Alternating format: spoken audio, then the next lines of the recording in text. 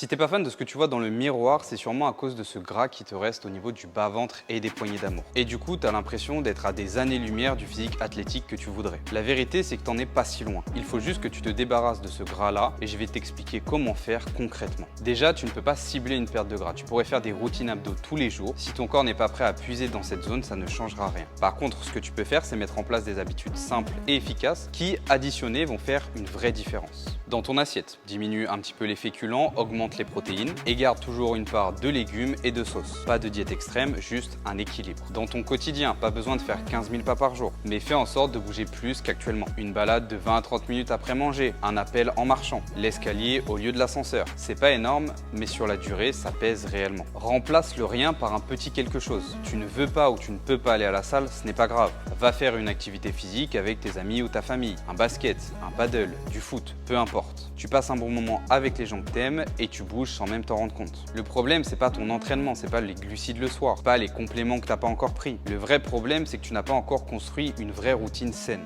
Et je le sais, c'est pas évident de tout structurer seul. Avec le taf, les obligations, les doutes, parfois tu as juste besoin d'aide. Quelqu'un qui réfléchit pour toi et qui t'aide à construire une routine saine sur le long terme.